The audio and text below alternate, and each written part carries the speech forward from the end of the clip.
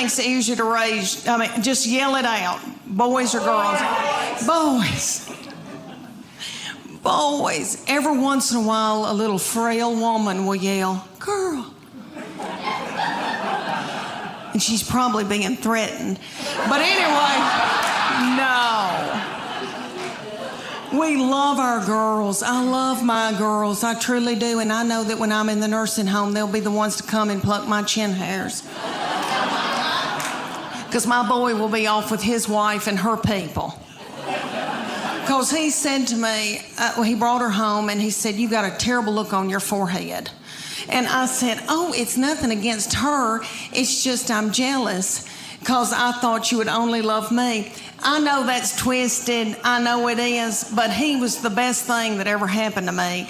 All right, my kids all yell at me and my husband, everybody's in a bad mood all the time. And he's the only one that's never fussed at me. And he was just the sweetest child growing up. And so when he said he was going to marry somebody and move off, it was awful. But let me say that I love her. And they live near us. And she's like another child to me. And it has been a blessing. She is very sweet and has forgiven me for my forehead looks. But anyway, but he said to me right before they got married, he goes, Mom, she's going to be my immediate family.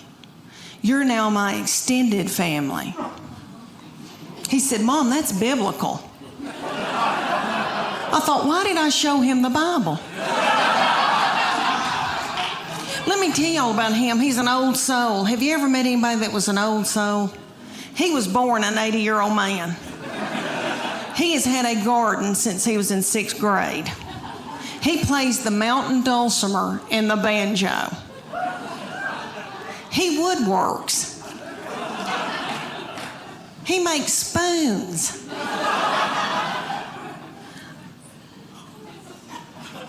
He makes spoons. I mean, he is so yummy. All right, his favorite music is gospel bluegrass. His favorite, okay. Ding-a-ding-a-ding. All right. His favorite artist was Dr. Ralph Stanley. Dr. Ralph, look at you. Look at you. Knowing who Dr. Ralph Stanley is.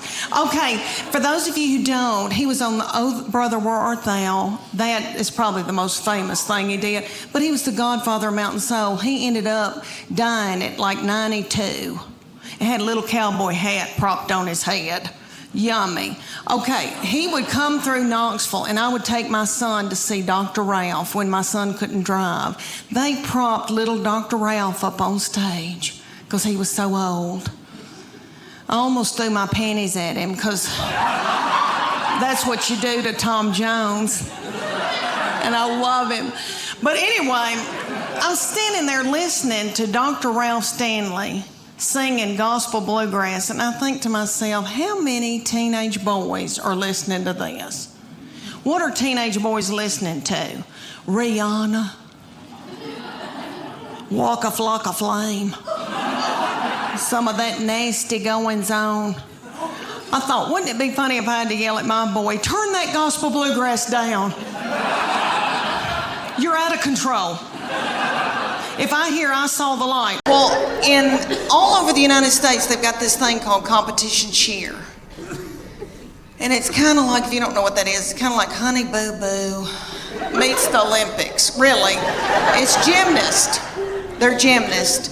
And there's one in Knoxville called the Sharks.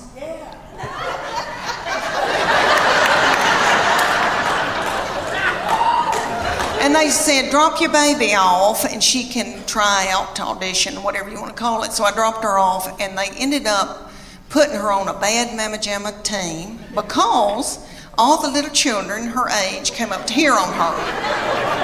And somebody's got to throw them up in the air. So they were thrilled with her and they treated us like royalty. But anyway, they said, you're going to come in here twice a week, learn a 2-minute routine. It's going to cost you $150 a month. It's like, okay. They said, there's a uniform that you're going to order, and it comes to here. It's going to expose her stomach. She's going to have a tiny skirt on with a slit in it with a glitter panty underneath it. It's $300. I said, that's a whore outfit.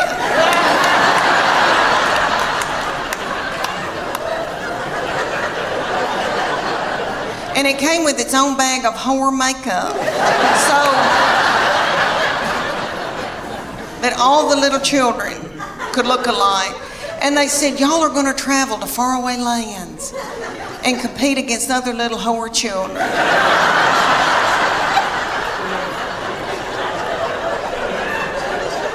So we went to like Cincinnati or Atlanta. And we had to get hotel rooms and the gas and all of that. And then you drive up to a big coliseum, a huge coliseum. And there's tens of thousands of little whore children walking around. And my husband said, there could be pedophiles here. This is the ugliest thing I've ever, something's not right. Okay, so then they said, you're going to pay $150 for your baby to be in this competition. You're going to have to pay $30 to put a band on to get in and watch your baby in this competition.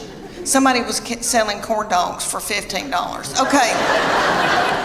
They start out with the babies, so it goes from 5 to 18 ages. So the babies come out in a tiny little skirt about the size of a napkin.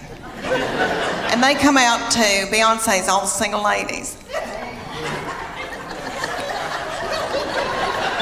And their little mamas are in their 20s. And they're not bitter yet. And they're in the front doing every move to keep their baby on track because they're babies and they need to be at home breastfeeding.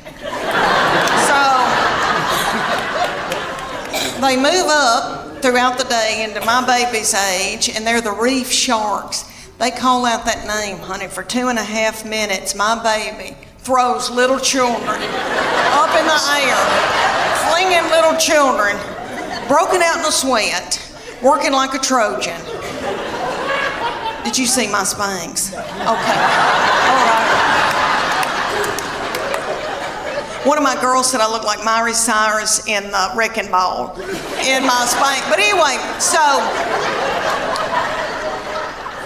she throws these little children up. The little children she's throwing up in the air are the flyers. They call them the flyers. And they're freakishly tiny little children. I don't know where these people come from. Their mamas are freakishly tiny. I mean, I come from big people. I've got thick ankles. I can work in the fields. And the whole time she's throwing them up in the air, these little girls are going.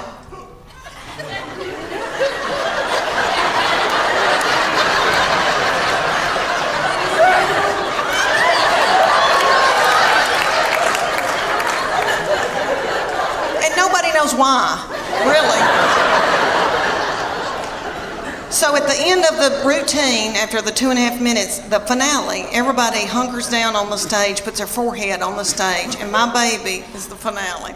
She pops up and has a little child's foot in her hand and holds that child's foot. I would put it all the way up, but my dress is tight in the back. But anyway, she holds this little child up over her head. Are y'all listening to me? I mean, it was a big deal.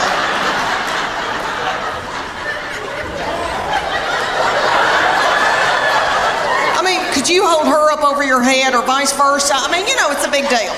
So anyway, everybody went nuts. But she said, after it was over, she goes, I'm tired. I don't want to do this anymore. I'm going to go back to playing. She ended up playing volleyball the rest of her childhood. But she said, I'm keeping that whore outfit.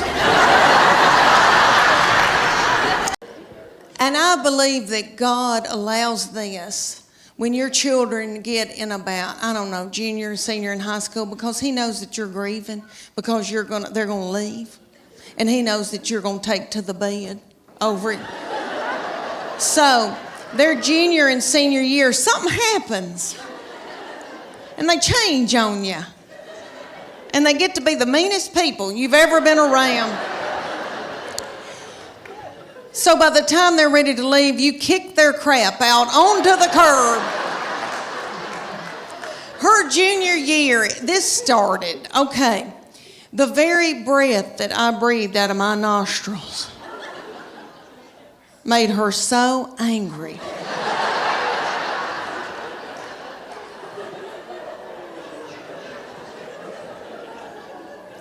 We were not allowed to eat cereal in our own home.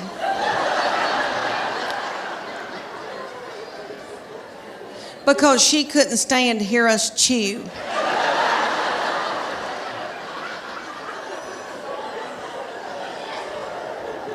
And I don't mean to talk about her because she had a lot on her. She had a lot on her, like she had to empty the dishwasher. And that's a lot, you know. I'll give you all an example. Okay, at the University of Tennessee in her sorority, these girls will come home, you know, and I'll cook for them and do, and I'm tickled. All right, well, they like Memphis, Nashville girls. Well, a little girl came home with her and spent 2 nights. So I washed that little thing's clothes, and all I said to this little girl was, Katie, you're so tiny. Your little underwear looks like a slingshot.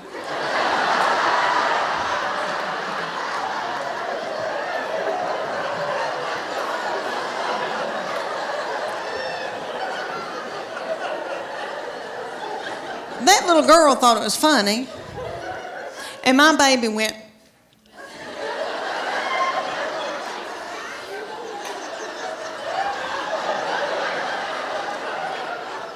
So I got out of there. So when that little girl left, I came back in, I went, what's wrong with me saying that her little panties look like a slingshot? I wish somebody'd say my panties look like a slingshot.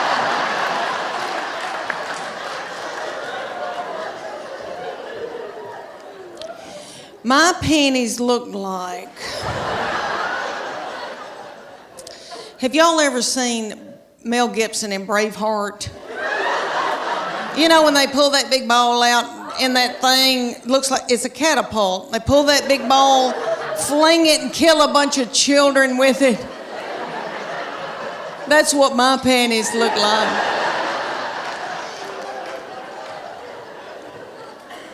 Do y'all know who owns Victoria's Secret? I used to buy my panties at Victoria's Secret, but they started cutting me in two. All right. Do y'all know who owns it? Satan.